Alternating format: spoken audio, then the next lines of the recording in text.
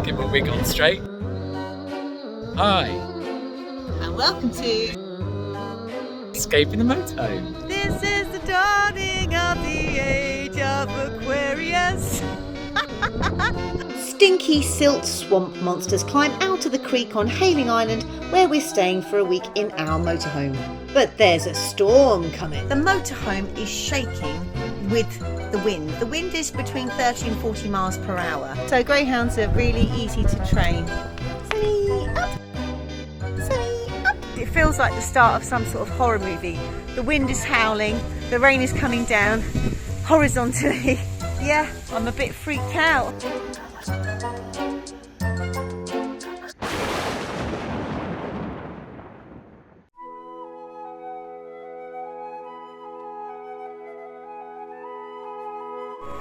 Well, good morning. We're on a new adventure, a new escape. And we could have been anywhere in the country. We could have been in Scotland.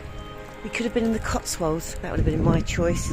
We could have been in Yorkshire. We could have gone back to Wales. But no. We're on Hayling Island. Probably about a 20-minute drive from our house. We're here for 6 nights, which is an interesting choice considering we live 20 minutes down the road. We knew somebody was in our house for 6 nights, Monday to Saturday, and I was so excited because I said there's nothing on that week. You know, we can literally go anywhere. Let's go anywhere. And then my son caught wind of a theatre opportunity on the island that he was going to do with his friend.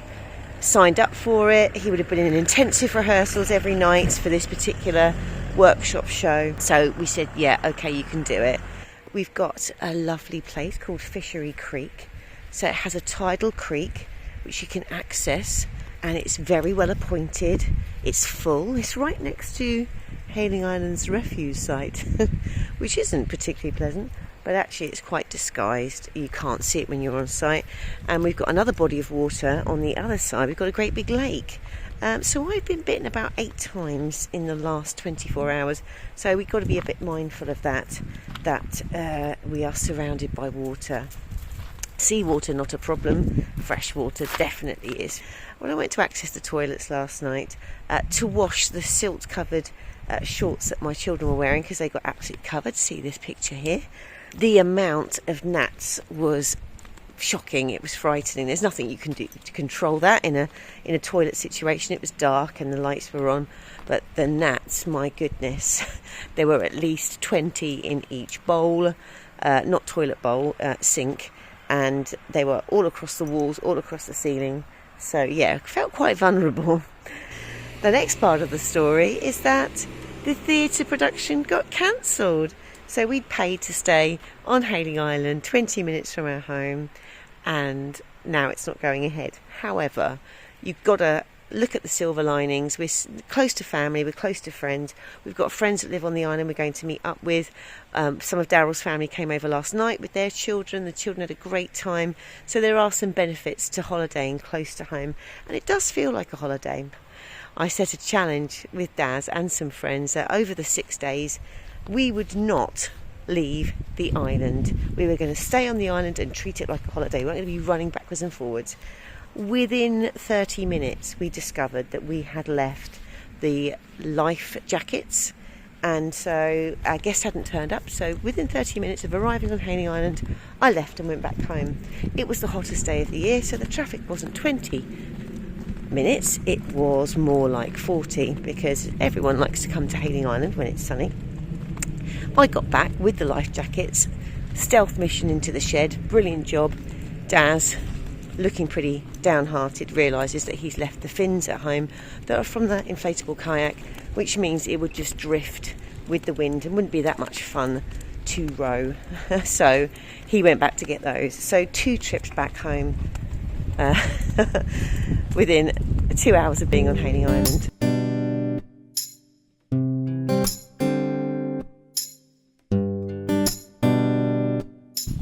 Don't know whether we've just walked out onto a golf course. Oh, this could be the last thing I say before I get hit on the head by a golf ball. Well, what a treat this is this morning. We're sat in the Galleon Cafe, which is all decked out like a ship. It's absolutely brilliant.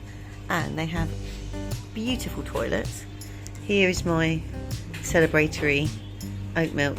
They were supposed to be here having a nice celebratory breakfast. Then this toad comes in asking for the same, and now third child outside.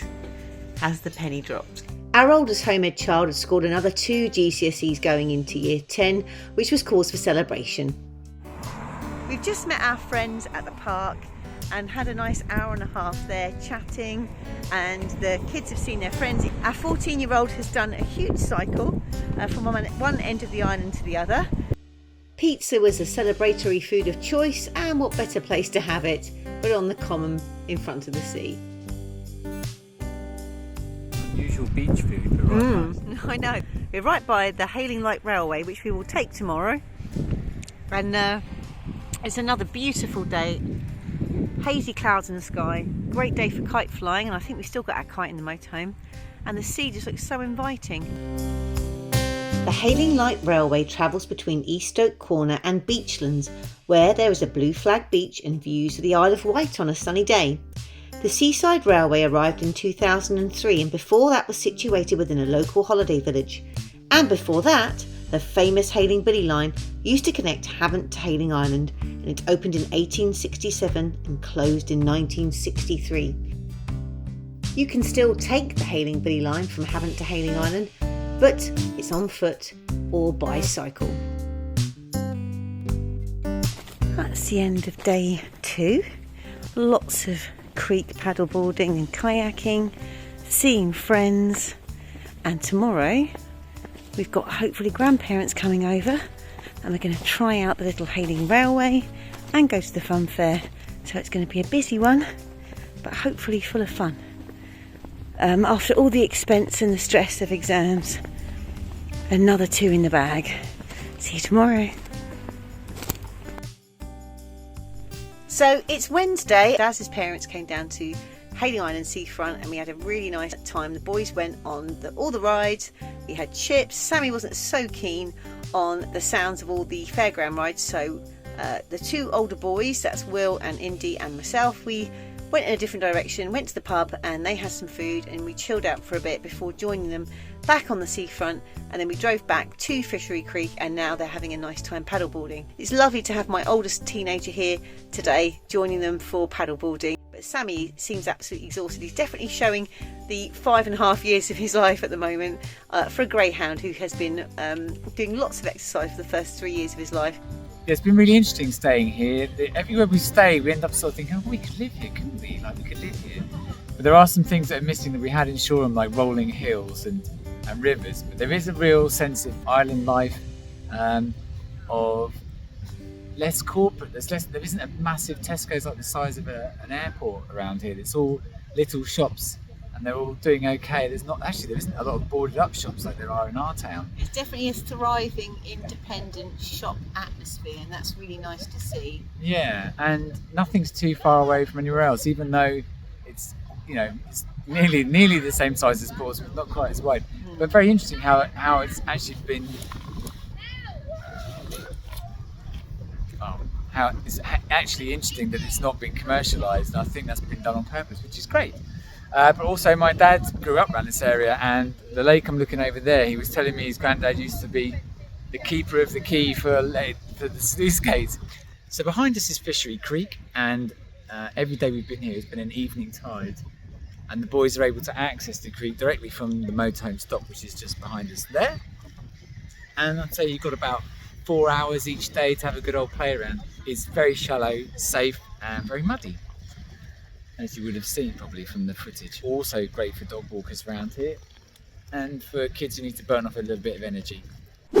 So it's Thursday in Hayling Island, and I've got a new troop of people that are coming with me.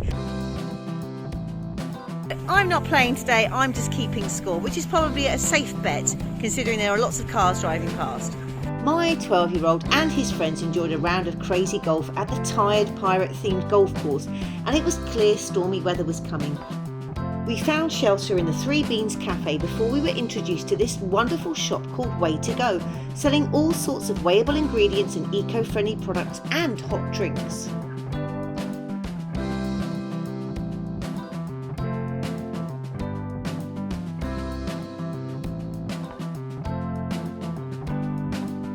going to have, should I have salted caramel, almond butter or pistachio cream? And it was delicious, unlike the weather which was getting decidedly unsavoury.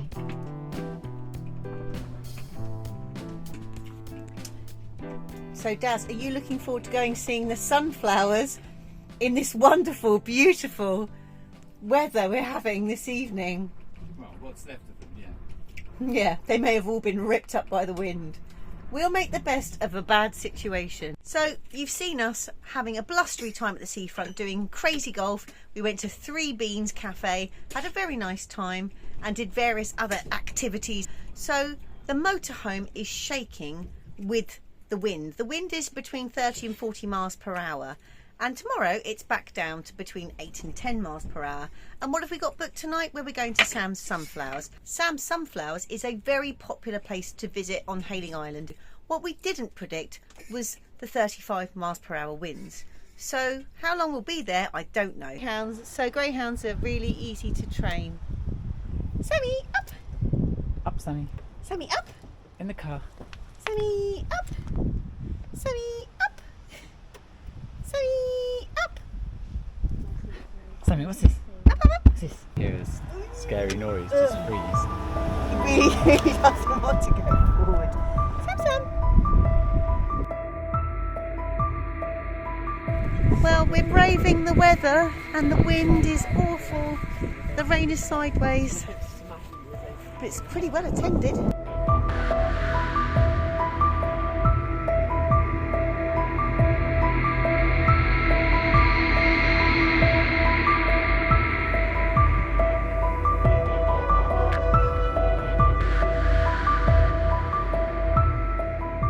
These ones, because of the lack of pollen, these ones have less pollen. Just a tiny bit of pollen around the edge. I They're see. going to last the longest. So fluffy sunflowers, this one is going over. It's not going to Okay, last. I And we're see. not cutting And those are your the dark ornamentals. scented ones or the coloured ones. Oh my goodness! Look at this!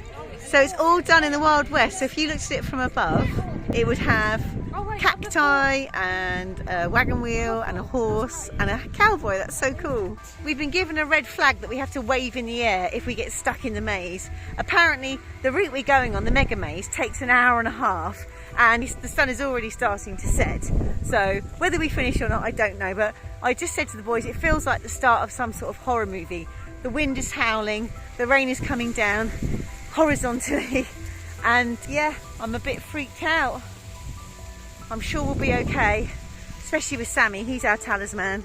So Sam's Sunflowers, as well as being an annual event, is part of Stoke Farm Fruit Shop, which is on the other side of the road, and we've used them before during lockdown when they provided fruit and veg boxes. They do amazing seasonal pumpkins, so it's quite nice to support a local venture, and it's very, very successful. So I'm glad a sunflower field has turned into such a great business for them year after year. Each outlaw we found gave us a set of map coordinates which unlocked a code at the end. Getting slowly wetter, but we found clue number 1 and we've got the map coordinates which we have to put onto our map to find the treasure. But I don't think there's an easy or quick way to find our way around the maze. We just have to keep walking. I'm now thinking I should have gone to the toilet before we embarked on this. Still, there will be a toilet waiting for me at the end and hopefully a glass of wine. At the moment, do you just feel like you're on a marching loop around some sort of nightmare? We're in Squid Game. Oh dear, poor Calamity Jane has been defaced. Well, we tried to use our telescopic phone holder to give us an aerial view, but to no avail. Suddenly, I remembered a photograph I'd taken. Putting this camera on its full stick didn't help us see anything. We finally figured out which map we should be using, and the photograph we took at the beginning has helped us pick another route which should see us through to the next number. B took the photograph in case you didn't know. The photograph was a little bit like using a road map. Do you remember those? Those things that cause so many arguments in cars. Oh, the good old days. It all makes so much sense when you do it like that. And it's not cheating! There are certain parts of this maze where this red flag is never going to be seen by anybody. We could be waving it for days. The sun was setting. The weather was getting worse. Would this ever be over? Would we ever escape? My goodness, we found the last one. We just need to get to the finish now. This way! This way to freedom. Oh look, there's a bell. The underwhelming sound of victory was ours. This is the dawning of the age of Aquarius. Aquarius. You got to run along naked now, babe. That's kind of fun. It was more fun than I thought it would be. But I don't think I'm having that much fun. What I particularly love on a rainy day is treading through 3-foot high weeds and getting really wet trousers. It's just like an extra bonus that I wasn't expecting. But these, I wasn't expecting either. So now we're going to find some nice people to give them away to because we haven't got any room in the motorhome, of course. Well, that's the end of this week's vlog, and I hope you can join us next time when things can only get better weather-wise in Hayling Island. If you've liked our video, don't forget to give it a thumbs up, and if you really liked it, maybe think about subscribing. Yes, so until our next escape, thanks for watching.